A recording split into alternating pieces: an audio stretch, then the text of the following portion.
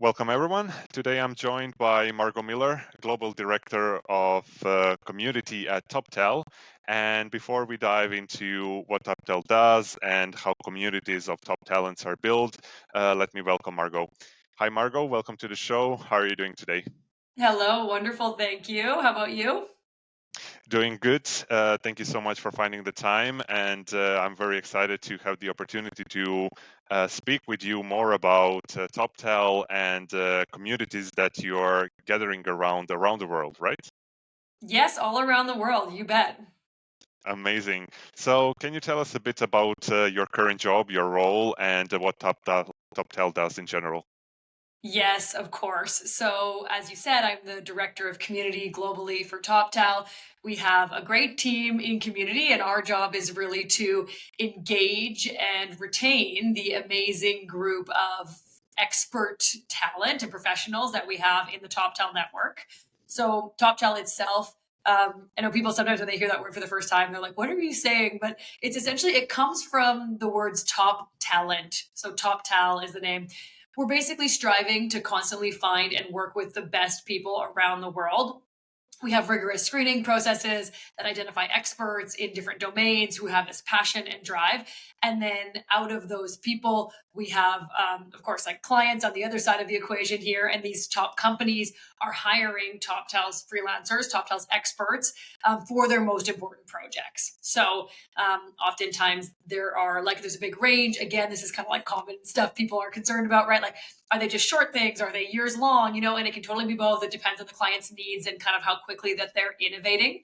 But back to kind of what we do in communities. So we have these amazing talent all over the world in over 120 countries who are in this kind of freelance environment where they can work from anywhere. They get put on these amazing, jobs. Doesn't really matter where they're located, so long as the hours work and they've got those skills that the client's looking for. So our companies really get the best talent no matter where. But then for us, our goal is to really engage them. And again, they're spread out all around the world in 120 countries. And because there's not this kind of exclusivity, we are really trying to build a community where, they want to keep coming back to where we are. They find joy and benefit of being part of this amazing network of really smart people, of these experts, that are like minded to them. And we try and create a place where they can find that sense of belonging so that we ultimately have retention and we have a great, strong community where we have these experts that stay with us and keep wanting to come back to this great community that we have. Amazing. Yeah, there are a lot of needs for companies to hire on a project basis, but as you said, also a long-term top talents around the world. So when it comes to your role, would you say you're like, in a sense, community builder to have the talents and top talent on top of their mind, or what exactly is that you do in a certain location? Yeah, so we do things in person and online. We're trying to connect talent in a way that gives them a sense of belonging, and that can be in many different ways. So we're helping them connect with each other, helping them share knowledge and gain new knowledge, and then really drive like innovation as well. We do a lot of that in a virtual environment. So we run a lot of programming. We have things like a mentorship program. We have speaker training programs. We have peer to peer connection programs. So a lot of that we can all do virtually. So if you and I, let's say, are in different countries, we are currently in different countries, you and I, and we're both part of the Toptal network. Let's say we both love 3D printing. It doesn't matter where we're located. We could come online and make a connection and have a great conversation or do a project around 3D printing. Um, Mm. and sometimes it's like a lot of it in our network is really skills based because these are people that are the top of their field. They want to connect with other like minded people, and location, kind of doesn't matter a lot of the time. That's one side of it. But the other side is we do run events and we do run them virtually, like, hackathons, things again where you can participate from anywhere and meet like minded people. But we also do them in person. That does allow these kind of micro communities, is the term that I tend to use. A micro community could be like based on skill, like we were just talking about, or based on geographic region. And there is a joy and a depth of meeting in person. We are set up to be totally remote now around the world. But of course, there is still that in-person connection that can really be nice, and some people really are looking for that. And so we do run in-person events as well, and we have this nice mix of both. Amazing. And in which industries or niches, in which professions do the top talents most group? in Yes, communities? great question. So we have developers, designers, project managers, product managers, and finance professionals. And you'll start to see more and more marketing and consulting and some other experts as well coming into our network. But so that's kind of really where we started with those big buckets. And we do Mhm. see a lot of developer talent, programmers, engineers, software developers, and then a lot of UX, UI, and design, and kind of those, in between the two there. There's a lot of job titles I'm not naming because there's many types of experts within those those are our big buckets, and then of course there's many within there. And correct me if I'm wrong, I would say that online communities are more, let's say, gathering on a professional or industry level, while in micro location or in local communities, there are more mixing different Yeah. professions in the same community, right? Exactly. And that's kind of a numbers game a little bit. So, Mhm. say we have 50 experts in one city, they're going to be from all different skills. They might be working on totally different clients the clients might be in different areas of the world. So they may never meet each other. So it is this benefit of they're connecting more likely on the lifestyle that they're sharing and all living, because all of them are living this, like, they're maybe doing contract projects on the side. They're doing projects with Toptal. They might be on a full time job with Toptal with some of our clients, right? And so they're connecting more on, hey, what's it like? Do you travel and work? Do you just stay here? Did you just move here? A lot of times there's like a lot of people that are expats or they're moving around. So they're meeting this community of like minded people. But in this case, like you say, there are a bunch of different job skills, but they're like minded in the sense that they share that same lifestyle of, are they moving around? Do they need help with their taxes because they're new there? Or they're new to freelancing, so they need help with that kind of stuff. So the community often comes together over that like personal side of understanding the life that they're living. The difficulties of finding new clients, the reasons why they joined TopTal to overcome that, and those kind of things. And then, yeah, online, they're often more wanting to get together over shared skill sets, not really caring where the people are from, so long as they can have that expert level conversation with them. Mm. And let's say from the benefits that one can take from, I guess, problem solving would be more online thing, and networking and just learning from others' experiences in local communities would be the benefit. All right. Yeah, I think, like, if we're bucketing it, that's probably a safe statement to make. Mhm. But we do definitely do, pure networking events online as well. In the last few years, people have really leaned into that. Our company has been so amazing. TopTal's been so amazing at doing that since the beginning. We're an organization that's been fully remote since the day that the company was launched, over a decade ago.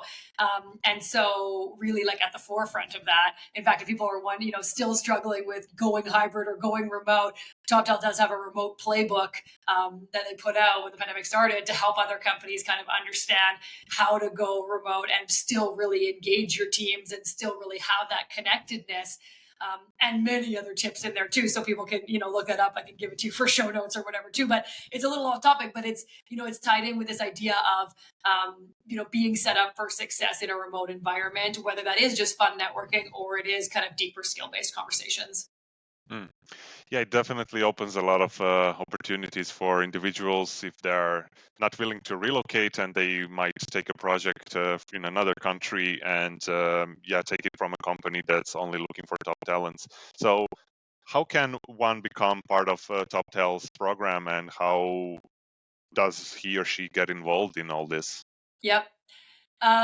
This is a great answer and a tough answer at the same time. TopTal has a very rigorous screening process. You can find it online, on our website, just toptal.com dash top or slash top dash 3% you can find this, because we hire the top 3% of experts in the fields that we've been talking about, from around the world. So we do see thousands of applications each month, and typically fewer than 3% are accepted into the network. So that's the tough part.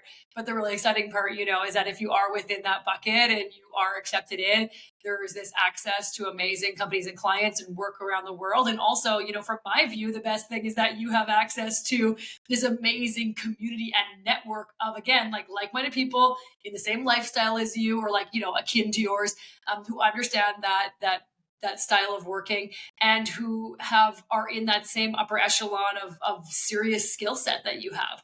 And so it's really an amazing network and community to be part of. And obviously, as a person leading the community team, I see that as a big benefit. But a lot of people, I think, come because they see these amazing jobs, obviously, that we have. That's the carrot, right? But for me, there's that like secondary piece that I think is so amazing that they realize once they join the network.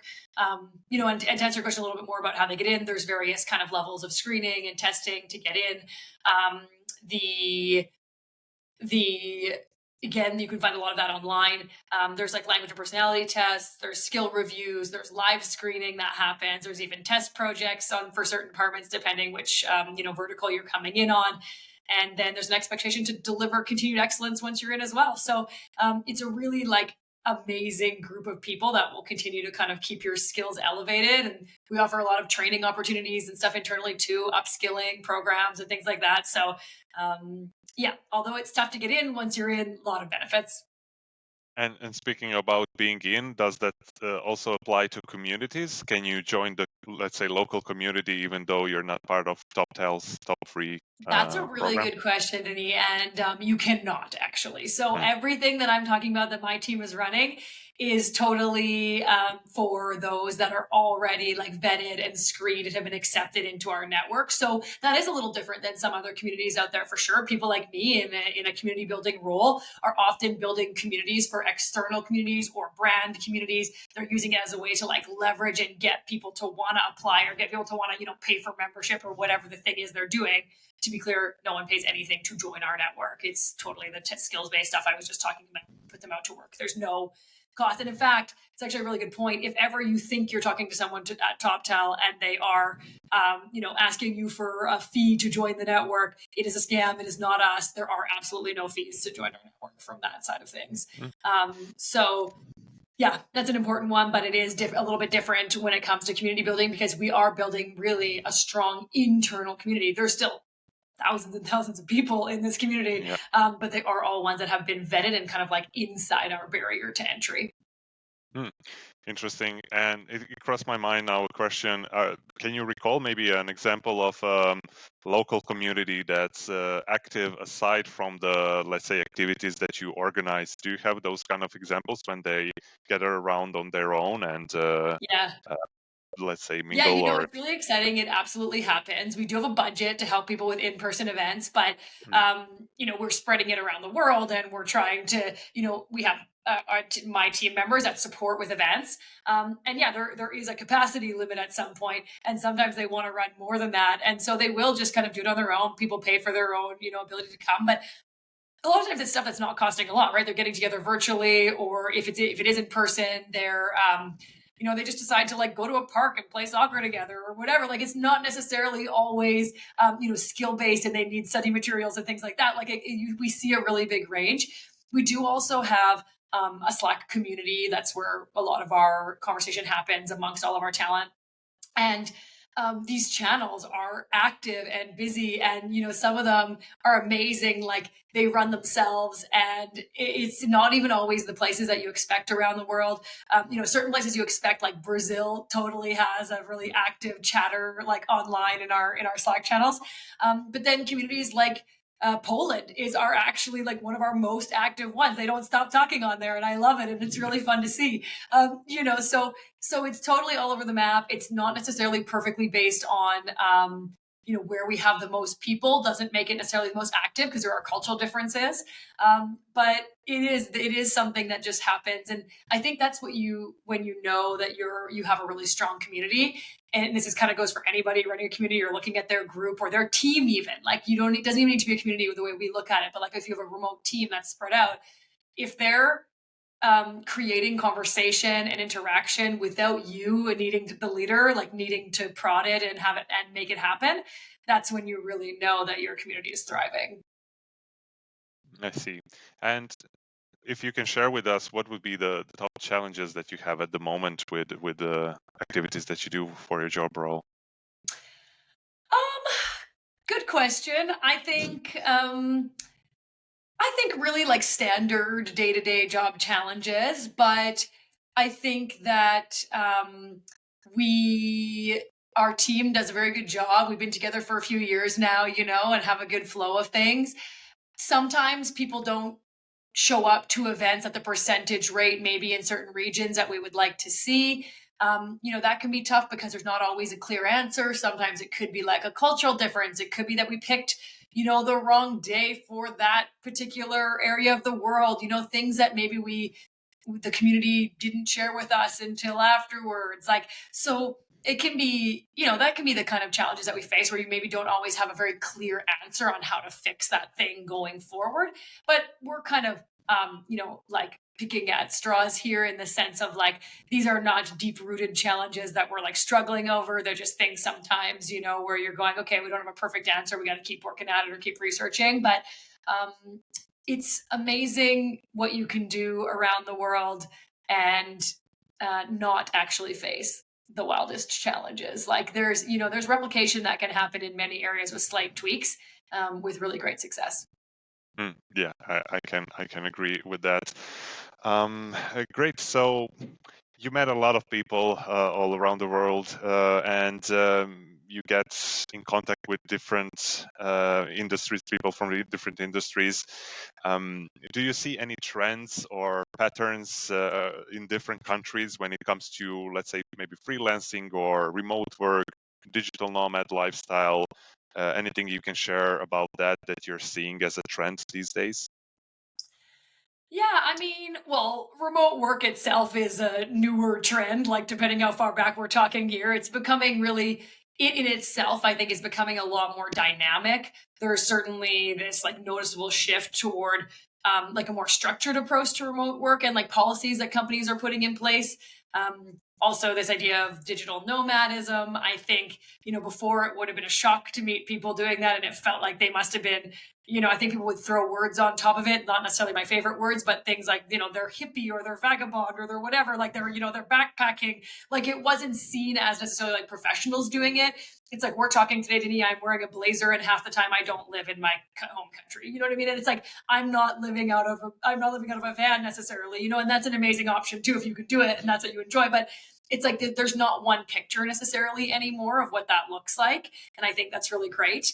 I think companies themselves are more intentional in creating roles that are fully remote. And I think, or at the very least, hybrid. And I think they're starting to realize the value of tapping into global talent pools like ours. I think, historically there would have been a little more fear there or like uncertainty to doing that. So I think that's a really exciting kind of work related change and trend that is happening, which is of course great for organizations like ours, but we've been there and we've been growing, year over year for a long time. So there has been obviously that view of it in many areas, but it's becoming a little more maybe public now. And on the talent side, I would say there's this kind of growing emphasis on work life balance. That's why those companies have to have more obvious like remote and hybrid roles because people are demanding it. Once they have it, it's leading to more of that digital nomad lifestyle or that opportunity to travel and work. And so, really, the trend is flexibility, it's mobility, and it's ultimately, in essence, reshaping how companies are looking at that because the ones that offer zero of that flexibility are not attracting and retaining the top talent anymore. Like it's gonna be tough for employee engagement and collaboration. Mm. Yeah, you certainly touched to a certain point that I was about to ask just now, but from the client perspective or the companies that you work with that are looking for top talents, I think it's becoming more and more challenging for them to find someone who's in one location. Of course, it's still dominating, but a lot of people who are top talents, they are aware of their skills, and I believe they are aware that they will get hired no matter where they live in certain time of Yeah. the year. My question would be how the companies are adopting, but what would be the biggest challenges for the companies, and maybe what do you recommend your top talents? Should they adjust, or should they to clients' needs, or should they still push their, let's say, work-life balance lifestyle in that sense? Yeah. When it comes to work flexibility, I think there's a lot of questions that need to be asked on both sides of things, like from the organization side of like what they're prepared to offer and truly like lean into and be genuinely good with. And then from the other side, from the talent or the worker side, again, like what is their breadth of flexibility, and the two have to match. And so everything's going to be different. Every organization, every match like that is going to be different. And this is me speaking like outside of Toptal, like just for companies in general that are looking at doing this and hiring people with different levels of flexibility. Some of those questions are like, are you like what is the issue or downside or fear of not allowing this at our company? If we allowed it, what could it look like, and what are we willing to budge on? Maybe it's maybe it's a few days a week not in the office. Maybe it's everybody's at home, but what does that look like? There's so many options, and that I just gave two kind of extremes there. There's so many in between that. And then from the kind of talent or worker side of things, you you absolutely can ask for more than historically we could have, right? But at the same time, it's like, are you truly going to use all that flexibility? Like, what is actually your limit that you need or that your expectations are? Would you flex on one thing versus another? Are you willing to do a trial and prove yourself and that you can still work really, really hard? Say you're already in a role and you're wanting more flexibility in it. You could approach it from a side of asking for the ability to try it for 2 weeks. Hey, can I'm traveling, I'd like to keep working, can I try it for 2 weeks or a week? And you can totally take it back after. This is not a permanent promise you have to make, dear company. And then in those 2 weeks, you better work your butt off and make sure that you perform even better than you did before, because then they'll have that trust. And then maybe it happens again, and so on and so forth. So there's really like a lot of give and take from both sides. It can't just be an outright demand or from either side, I think. And that's where like I think companies are ready to say, you can't demand to work from home. No, we're going to make you come in. But from the other side, it's like, you shouldn't demand that they're there every day either if you truly don't need that as a company. Like if it's truly not for functioning, you're not working a project line in a shop in a warehouse. Like, do you need that? Is it a demand truly? And so it's kind of like it's both has to ask themselves these internal questions and then figure out where there's room. And the big thing there is don't be afraid of trials, because you don't have to promise the moon day one. Mm.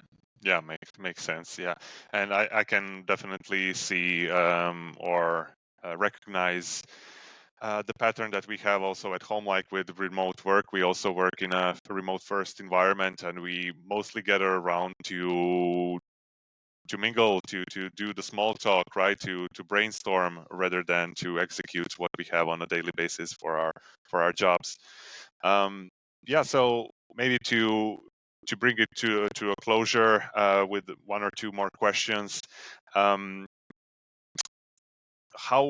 what is the process? So we spoke about how one gets involved into Toptal community or become part of the program, but afterwards when they're searching for a job, is it more that clients or companies are reaching out to top talents, or other way around, that candidates still need to apply for certain jobs?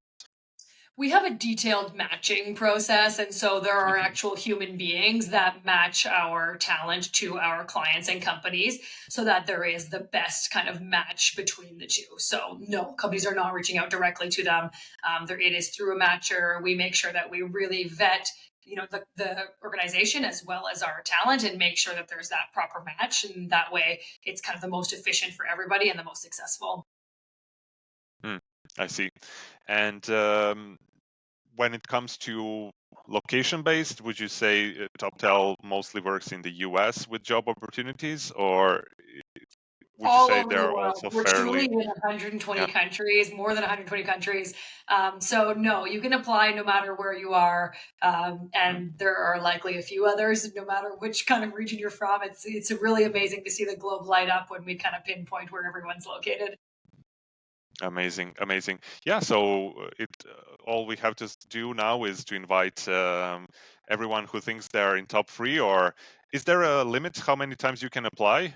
Maybe you're at the start of your career, you think you're on top of the world, and Mhm. you don't make the cut. Can you apply in a couple of years again when you gain more Yes, experience? yes, absolutely. Things change, right? You upskill, you get different Yeah. experience. Absolutely.